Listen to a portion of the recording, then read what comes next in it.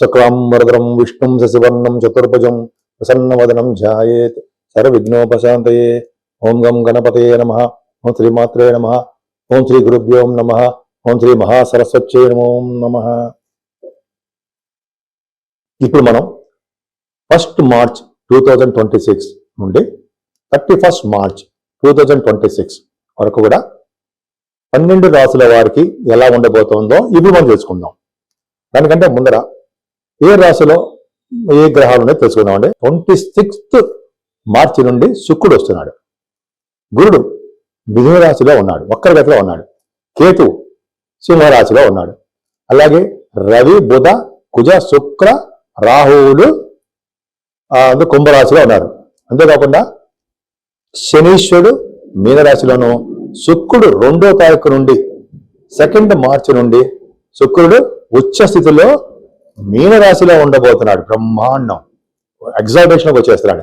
రవి 15వ తారీఖు నుంచి మనకి మీనరాశిలో వస్తున్నాడు. ఇప్పుడు వాళ్ళు ఇచ్చే ఫలితాలు ఒక్కొక్కటి తెలుసుకుందామండి. ముఖ్యంగా ఈ నెల మొత్తం కూడా కాలసర్పదోషంలోనే ప్లానెట్స్ అన్ని ఉండిపోయాయండి. అంటే మనిషి మీద ప్రభావం అనేది చాలా తక్కువ చూపిస్తాయి. ఇంతకుముందు చెప్పినట్టుగానే మన దేశాల మీద చూపిస్తాయి తప్ప, రాజకీయ నాయకుల మీద, మంత్రుల మీద చూపిస్తాయి తప్ప గ్రహాల ప్రభావం, కాలసర్పదోషం అనేది చాలా తక్కువగా మనిషి మీద ప్రభావం చూపిస్తుంది. ఇప్పుడు మనం తెలుసుకుందాం. మీనరాశి. మీనరాశిలో మీకు అద్భుతంగా శని, శుక్ర, రవులు ఉన్నారండి. బలం, కొన్నంత బలం అంటారు కదా, బలం. రవి మీ రాశిలో ఉన్న బలం. శుక్రుడు మంచివాడు కాదు, శని మంచివాడు కాదు. శని శుక్రుడు కాంబినేషన్ మంచిదేమండి. అంటే ధనం రావడం, శుక్రుడు మంచివాడు కాకపోయినా శని కూడా మంచివాడు కాకపోయినా, శని మీకు ఏదైనా శని ప్రభావం అయ్యాడు కదా, చిన్న చిన్న దోషం ఉన్నప్పటికీ మీకు సక్సెస్ఫుల్గానే ఉంటారు. ఎందుకంటే ఒక ఉచ్చగ్రహం మీ రాశిలో ఉంది, రవితో కలిసి ఉన్నాడు. రవిశలో ఉండడం వల్ల అవుతుంటే నాన్నగారికి మీకు కొద్దిగా వైరమో, కొద్దిగా మనస్పర్ధలో, కొద్దిగా ప్రేమ విషయం తగ్గడమో, చిన్న చిన్న ప్రాబ్లమ్స్ జరగడానికి అవకాశం ఉంది.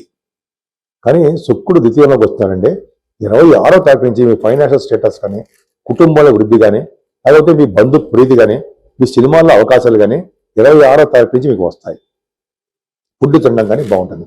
ఏదైనా మీ రాష్ట్రపతి చతుర్థ భావన ఉండడం వలన విద్యలో ఆటంకాలు లేకుండా తల్లిగారికి బాగుంటూ, రైతులకి బాగా పంటలో సంపదలు వస్తూ, లేదా భూములు, గృహాలు, వాహనాలు కొనుక్కుంటూ ఆనందంగా మీరు ఉంటారు. ఈ సంతానమే మీకు రక్ష. అసలు బాగున్నాడు.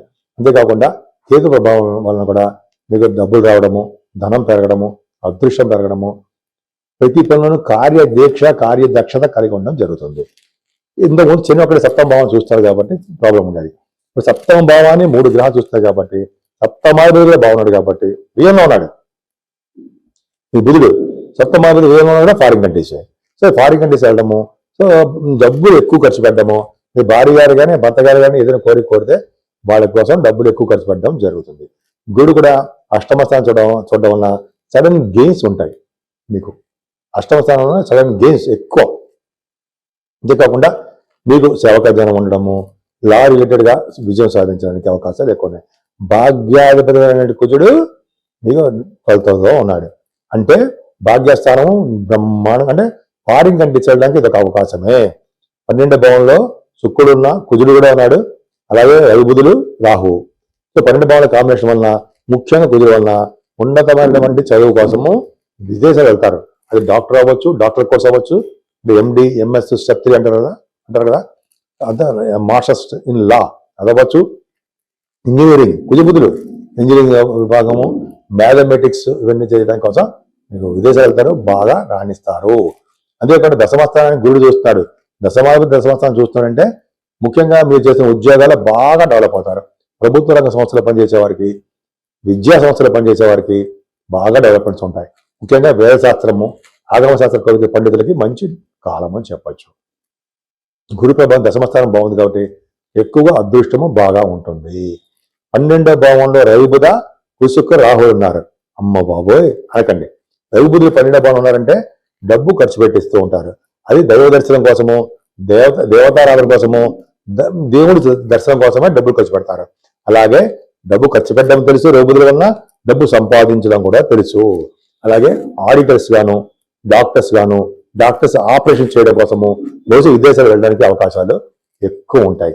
కానీ 12వ భావంలో కుజ రవి రాహువులు మంచివాడు కాదని ఖచ్చితంగా చెప్తూ ఉంటాం. చిన్న చిన్న యాక్సిడెంట్స్ అన్నో హెల్త్ ప్రాబ్లమ్స్ అన్నో ఏవో అంటూ ఉంటాం. గురు దృష్టి ఉందని మాత్రం మర్చిపోకూడదు 12వ భావానికి.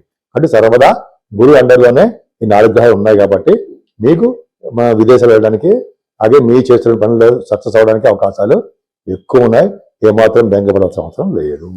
12 రాశుల వారికి చిన్న సూచన ఏంటంటే మేషం నుంచి మీనరాశి వారి వరకు కూడా మీరు మీ జాతకాలు చూపించుకోదలుచుకుంటే మీకు ముందుగా మీ date of birth, time of birth, place of birth 3 ఉండాలండి. నేను ఆది ఆస్ట్రాలజీ నుంచి చెప్తున్నాను. మన ఆది ఆస్ట్రాలజీనే చూస్తూ ఉంటాము. వేరే వాళ్ళు ఎవరు చూడరు, నేనే చూస్తూ ఉంటాను. ఆల్మోస్ట్ 35 సంవత్సరాల అనుభవం కూడా ఉంది నాకు ఆస్ట్రాలజీలో. 2000 ఇయర్లో ఎంఏ ఆస్ట్రాలజీ చేశాను. దానికంటే 2000 ఇయర్లో 26 ఇయర్స్ అయింది. అంతకంటే ముందర 10 ఇయర్స్ నుంచి 1990 నుంచి కూడా నేను ఆస్ట్రాలజీ అండ్ నేను professionally cost accounts officer government organisation చేశాను. గవర్నమెంట్ ఆర్గనైజేషన్లో సింగరేణి కాలేజ్లో చేశాను. సరే పక్క పెడదాం. సో ఈ అంత అనుభవం ఉంది కాబట్టి కొద్ది గొప్ప చెప్పగలను అని అనుకుంటాను. చెప్తాను కూడా, చెప్పిన కూడా చాలా జరిగాయి. మీకు విద్యలో కానీ, లేకపోతే వివాహం విషయంలో కానీ, చిల్డ్రన్ విషయంలో కానీ, లేకపోతే వివాహాలు అవ్వట్లేదని మ్యాచ్ మేకింగ్ కానీ ఇవన్నీ ఉంటాయి కదా, అన్ని పర్ఫెక్ట్గా చూసి చెప్పగలను. నేను ఆ కాన్ఫిడెన్స్ నాకు ఉంది. అంతేకాకుండా మీకు వాస్తు సంబంధించిన విషయాల్లో కూడా మీకు ఏమాత్రం డౌట్ ఉన్నా నన్ను కన్సల్ట్ చేస్తే నేను చెప్తాను. లేకపోతే మీరు వాట్సాప్లో మెసేజ్ పెట్టండి. షూటింగ్లో ఉంటే మనం చెప్పలేకపోవచ్చు, తప్పకుండా మీకు చెప్తాను. అంతేకాకుండా 12 రాశుల వారికి పరిష్కార మార్గాలు చెప్దామండి. ఎందుకంటే 12 రాశుల వారికి కూడా అంత అద్భుతంగా ఉండదు. ఎందుకంటే కాలసర్ప దోషంలో ప్లానెట్స్ అన్నీ ఉన్నాయి. అంటే మనకి నెగిటివ్ ఎనర్జీ వస్తుందా అంటే నెగిటివ్ తక్కువ ఉంటుంది. ఏదైనా మన జాగ్రత్త మనం చేసుకోవాలి. కాబట్టి రాహుకి మనం కాలసర్ప దోషం ఉంది కాబట్టి రాహు నుంచి కేతు మధ్యలో గ్రహాలు ఉన్నాయి. అంటే సవ్యకాల సర్పదోషము అంటాం. మనం అంటే ప్రతి రాశి వారికి కూడా అవకాశం ఉంటే కాళహస్తి వెళ్ళి రాహు కేతులు పూజ చేయించుకోవడం కంపల్సరీ. మనం అక్కడ వెళ్ళాము, ఆన్లైన్ ద్వారా చేయించుకుంటాము. ఇంకా చేయలేము, మన ఇంట్లోనే మన ఊళ్ళోనే రాహుకు సంబంధించినటువంటి నవగ్రహాల్లో కేతుకు సంబంధించిన పూజలు చేయించుకోవడం. అది కూడా చేయలేకపోతే రాహుకు సంబంధించినటువంటి స్తోత్రాలు ఇంట్లో చదువుకోవడము, కేతు గణపతి ఆరాధన, సుబ్రహ్మణ్య ఆరాధన చేసుకోవడం వల్ల ఈ రాహు కేతుల యొక్క ప్రభావం తగ్గుతుంది. అమ్మవారి పూజలు కూడా చేసుకోవడం వల్ల అదృష్టం బట్టి మనకి రాహు కేతుల ప్రభావం తగ్గుతుంది. అంతేకాకుండా అమ్మవారి కనకదుర్గ అమ్మవారికి మనం పౌర్ణమి పూట కానీ అమావాస్య పూట కానీ హోమాలు చేస్తూ ఉంటారు. హోమాలు చేస్తే ముందర అంటే జస్ట్ అమ్మవారి హోమం చేసే ముందర నవగ్రహాలు కూడా మనం చేస్తూ ఉంటాం. సో నవగ్రహాలు చేయడం వల్ల ప్లస్ అమ్మవారికి హోమాలు చేయడం వల్ల చండీ హోమం ఈ 12 రాశుల వారికి నవగ్రహాల వల్ల వచ్చే దోషాలు చాలా మటుకు తగ్గుముఖం పడడానికి అవకాశాలు ఎక్కువ ఉన్నాయి. అంతేకాదండి, శనీశ్వరుడు కూడా మనం చెప్తూ ఉంటాం కదా, శనీశ్వరుడు దోషం కూడా చాలా ఉంటుంది. అష్టమ శని దోషము, అర్ధాష్టమ శని దోషము, ఏలినాటి శని ప్రభావం అంటూ ఉంటాం. సో ఈ మీకు రాశులు తెలుసు ఎవరెవరికి ఏమున్నాయో. సో ఈ రాశుల వారు కూడా శని దోషం తగ్గడానికి ఓం సం శనీశ్వరాయ నమః, ఓం సం శనీశ్వరాయ నమః, ఓం సం శనీశ్వరాయ నమః మంత్రం కానీ, లేదా మనం మందపల్లిలో పూజ చేయించుకోవడం కానీ, తిరునల్లారు వెళ్ళడం కానీ అవన్నీ మనం చేయలేము. మన ఊళ్ళోనే శనీశ్వరుడికి 7 శనివారాలు దండం పెట్టుకోవడం, ఆంజనేయ స్వామివారి దర్శనం చేసుకోవడం, వెంకటేశ్వర స్వామి వారి దగ్గర అంటే దగ్గర కాదు, ధ్వజస్తంభం కొంచెం దగ్గరలోనే అఖండ దీపారాధన, ఒక పెద్ద ప్రమిదిలో ఒక ఒత్తి వేసి దీపారాధన చేయాలి. ఆ చేసిన పుణ్యం వెంకటేశ్వర స్వామి వారు శనీశ్వరుడికి ట్రాన్స్ఫర్ చేసి మనకు ప్రభావం తగ్గిస్తారని చదివాను ఎక్కడో. అది కరెక్ట్. తర్వాత శివాభిషేకాలు ఎప్పుడు మర్చిపోకూడదు. శివుడికి అభిషేకం చేసుకోవడం వలన సర్వదోషాలు సర్వ పాపాలు హరిస్తాయని చెప్తూ ఉంటాం మనం. కాబట్టి రాహు వలన, కేతు వలన, అసలు 12 గ్రహాల వలన వచ్చే దోషాలు 12 రాశుల్లో 9 గ్రహాల వల్ల వచ్చే దోషాలు కూడా ఒక్క శివుడు అభిషేకం చేయడం వలన, శివుడికి మారేడుదళం సమర్పించడం వలన, అలాగే పార్వతీ అమ్మవారిని పూజించడం వల్ల కూడా దోషాలన్నీ పరిహారం అవుతాయి అంటే సందేహం లేదు.